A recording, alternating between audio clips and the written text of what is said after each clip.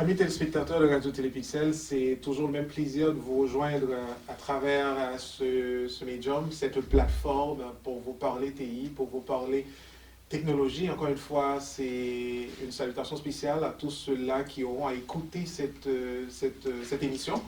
Et j'espère que vous aurez à en profiter de tout ce qui va être débattu au cours de cette émission, justement. Alors, nous sommes toujours en pleine période de la COVID, mais on ne va pas parler COVID aujourd'hui. Je ne sais pas si vous vous rappelez, au tout début de l'émission, on disait que l'objectif principal, en fait, l'un de nos objectifs, c'était de ramener autour de cette table des professionnels qui travaillent dans le domaine de TI pour parler de leur expérience, pour nous parler du marché du travail et pour essayer aussi d'orienter ceux-là qui étudient dans le domaine des TI, qui n'ont pas encore fixé, je dirais, leur orientation, s'ils veulent vraiment aller vers le réseau TIC, s'ils veulent vraiment aller vers la programmation, vers peu importe là. Donc, à partir de nos invités, des termes qu'on aura, des thématiques qu'on aura à aborder à travers cette émission, ça va être l'occasion pour eux de s'orienter, de comprendre et à ce moment-là, ils pourront avoir une meilleure idée et éventuellement et prendre une décision finale. On a déjà parlé des centres d'appel, on a déjà parlé du cloud computing dans l'une de nos émissions, mais la COVID nous a un peu arrêté de notre objectif. On a été plutôt concentré sur la COVID, aborder des thématiques qui parlent du COVID, des technologies, comment les technologies peuvent aider à circonscrire le virus. On a débattu pas mal de thèmes. Donc aujourd'hui, c'est un plaisir pour nous de recevoir quelqu'un de très particulier. C'est une professionnelle dans le domaine des TI qui n'est pas en direct avec nous en studio, qui est du côté des États-Unis. Elle va nous parler de son expérience. Elle va nous parler aussi de thématiques assez populaires de nos jours. Je vais la laisser le soin de se présenter elle-même. Salut Anne-Martine Augustin, c'est un plaisir pour nous de vous recevoir à l'émission Facilité ce soir. Salut Clément, c'est un plaisir d'être sur la plateforme aujourd'hui et j'espère qu'on va contribuer à apporter quelques clarifications aux jeunes qui sont intéressés à la technologie et au cloud. Ok, super Martine. Donc, parlez-nous un peu de vous. Présentez-nous, si on parle de Anne-Martine, c'est quoi vos compétences TI exactement? D'accord, je suis Anne-Martine Augustin. J'ai étudié le génie électronique à la faculté des sciences en Haïti. J'ai ensuite travaillé comme analyste programmeur et comme assistant de gestion de projet dans 2 firmes différentes en Haïti. J'ai ensuite venu aux États-Unis grâce à une bourse Fulbright pour faire une maîtrise en génie informatique. J'ai fait une spécialité en génie informatique à George Mason University. Maintenant, je travaille comme ingénieur cloud à Halliburton. C'est une compagnie mondiale, mais je suis basée à Houston, au Texas. Super, donc c'est un package assez intéressant. Donc j'espère que nos téléspectateurs, ceux-là qui auront à écouter, à suivre cette émission, pourront apprendre pas mal de choses de vous, Martine. Vous dites que vous travaillez en tant que dans le domaine du cloud, comme Cloud Associate Engineer. C'est quoi le rôle principal d'un Cloud Associate Engineer dans une organisation, Anne-Martine? Il faut dire que le cloud, c'est assez vaste avec beaucoup de services différents et le rôle de Associate Cloud Engineer peut vraiment varier d'une organisation à une autre. Mais en général, et aussi dans l'entreprise où je travaille, on est surtout responsable du déploiement des infrastructures pour nos clients, que ce soit pour les applications que nous développons et aussi pour le besoin personnel du client. Nous faisons aussi l'automatisation du déploiement et on est aussi responsable de monitorer les infrastructures pour qu'on s'assure qu'ils atteignent le niveau de performance qui était a accepté ou bien qui a été décidé au début. Mais vraiment, d'une entreprise à une autre, ça peut varier, il peut y avoir d'autres tâches qui s'y ajoutent, mais c'est ce que nous faisons dans ma compagnie. Ok, super. J'ai suivi votre parcours, Anne-Martine, pour passer de la faculté des sciences, une spécialité en génie électronique au cloud computing, si je peux dire ça de cette façon. Comment ça a été comment dire, ce que je peux appeler ça un virage, mais ou du moins cette transition de la génie électronique vers le cloud en termes de domaine d'études? C'est quoi la ressemblance? Comment ça a été pour vous cette transition? Il faut dire que j'ai étudié le génie électronique à la faculté des sciences, mais j'ai été vraiment intéressée autour de la programmation. Après mes années d'études, j'ai été une analyse programmeur dans une organisation. Donc, je n'ai pas vraiment fait de l'électronique pure qui voit comme tous les matériels. J'ai été plus autour du développement logiciel pendant toute ma carrière. Et puis, quand je suis venue faire ma maîtrise, j'ai été introduit plus au cloud. Et puis, c'est pas vraiment, je dirais, une formation que j'ai prise à l'université. Parce que j'ai toujours été introduit à la programmation, au développement et tout ça. Mais le cloud, c'est, je dirais, être autour du développement logiciel en général. Donc, j'avais pris beaucoup de temps personnel pour apprendre sur Azure, AWS. Et après ma graduation, cette organisation avait un programme de rotation pour nouveaux gradués et on recrutait des gradués et qui devaient jouer ce rôle. C'est vraiment un programme de rotation où on va passer dans plusieurs équipes au sein de l'organisation. Donc, j'ai été intéressée et puis on n'avait pas vraiment demandé, je dirais, un niveau d'expérience très élevé. Ils étaient en train de rechercher des gens débutants qui peuvent eux-mêmes former pour des postes plus importants. Donc, c'est comme ça que j'ai accepté la position et me transformer en quelque sorte en ingénieur cloud. Super. En fait, ce que j'ai apprécié de votre réponse, Anne-Martine, et surtout pour les gens qui vont nous regarder, c'est que ça a demandé du travail personnel, ça a demandé un effort personnel. C'est pas juste, ça a pris vraiment une forme de détermination justement pour pouvoir faire cette transition. En tant que Cloud Associate Engineer, en fait, si quelqu'un va avoir du succès dans ce rôle, dans cette position, qu'est-ce que ça prend pour connaître le succès en tant que Cloud Associate Engineer, pour réaliser vos day-to-day activités, pour connaître le succès, ça vous prend quoi exactement? Je dirais que comme toute position dans les nouvelles technologies actuellement, ça demande vraiment de rester connecté et aussi d'avoir, je dirais, l'automotivation, parce que c'est pas vraiment que tu as terminé avec tes études, donc tu mets tous les livres dans ton sac et puis c'est fini, tu vas travailler maintenant, c'est jamais comme ça. Donc tu dois vraiment rester connecté, apprendre sur les nouvelles technologies qui sortent et vraiment garder un esprit ouvert où on apprend constamment, on s'améliore. Et puis je pense aussi qu'il est important de demander de l'aide quand on en a besoin, parce que tu ne vas pas savoir tout faire automatiquement. Et quand tu es bloqué, c'est important de savoir qui a la compétence qui peut t'aider à avancer et apprendre de cette personne-là. Autre chose que je voulais ajouter, c'est que il faut avoir quand même un plan. Parce que moi-même, au début de ma carrière, j'ai été analyste programmeur, assistant gestion de projet et puis maintenant assistant ingénieur. Je pense que c'est un petit peu ça et là, je dirais.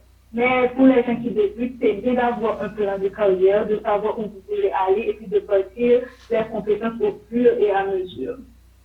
Ok, super, excellent. En fait, de votre point de vue, Anne-Martine, le cloud, vous me corrigerez si j'ai tort, Je dirais pas que c'est nouveau, mais on voit qu'il y a beaucoup d'entreprises de nos jours qui prennent ce virage, et pour différentes raisons, évidemment, les raisons peuvent être différentes d'une entreprise à d'autres, mais de votre point de vue, en tant que professionnel qui travaille dans le domaine du cloud, c'est pour une entreprise assez grosse en taille, je dirais. Comment est-ce que vous voyez le cloud dans les 10 prochaines années? Je pense que déjà le cloud, comme tu viens de le dire, occupe vraiment un marché important et vraiment un tournant indispensable pour les entreprises. Avant, peut-être quelques années, quand tu disais cloud, les gens pourraient te demander qu'est-ce que c'est, mais maintenant, c'est plus le cas.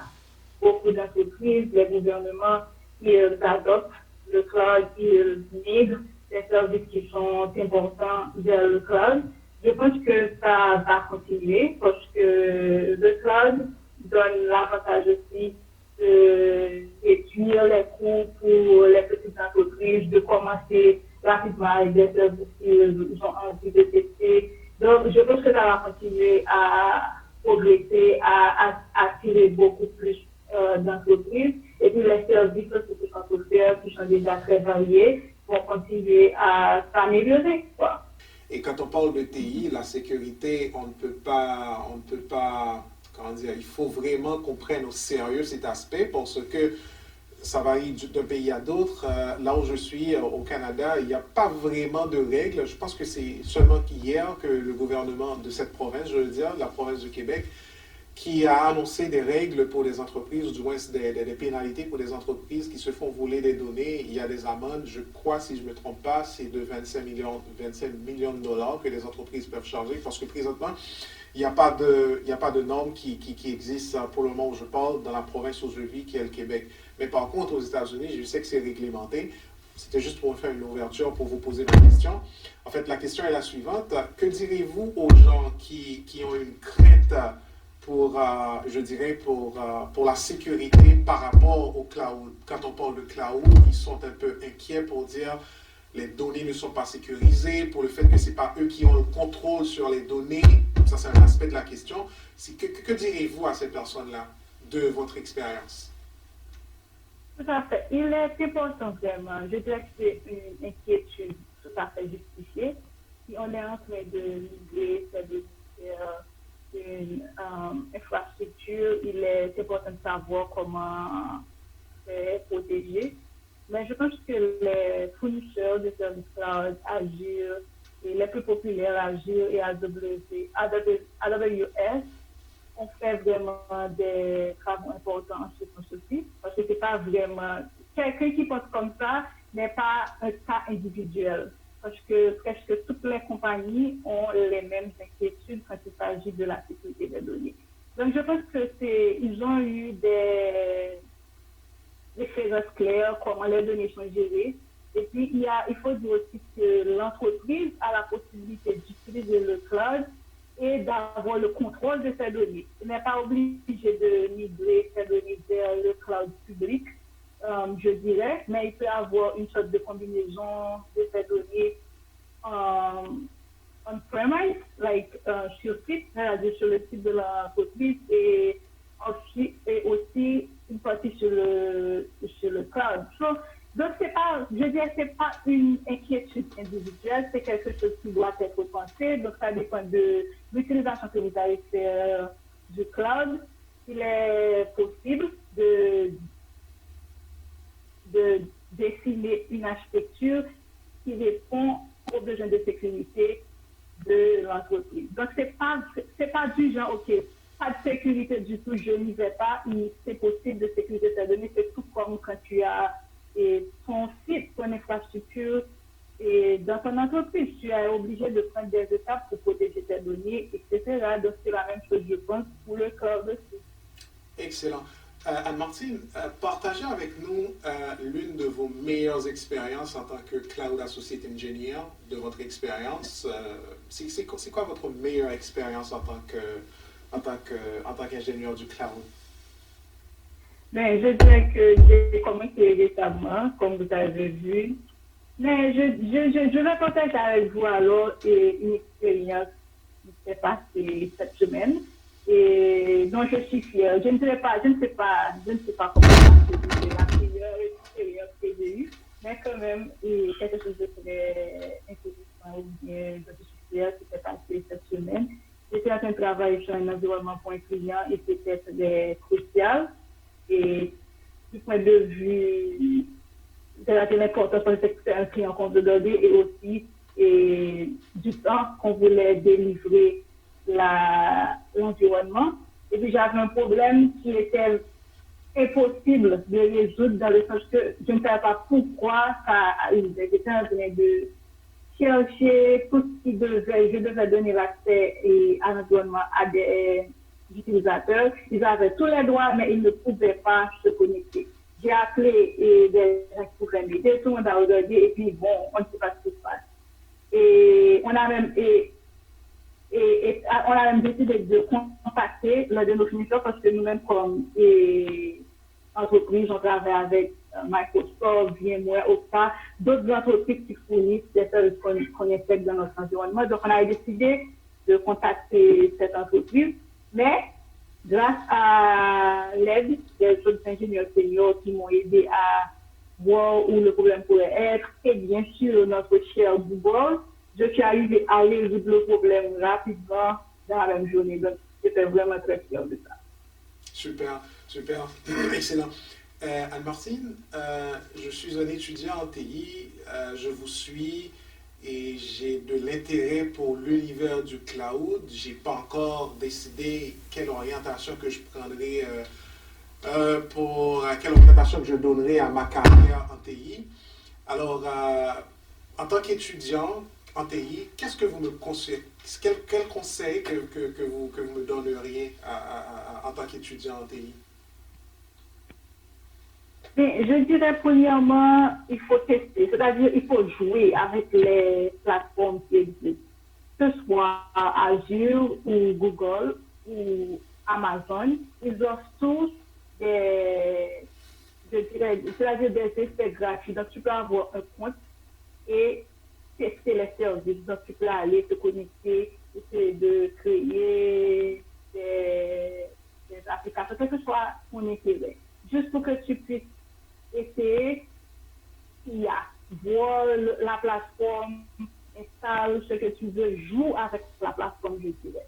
Et puis de notre côté aussi, ne pas se fermer, surtout au début de tes études, à quelque chose de spécifique.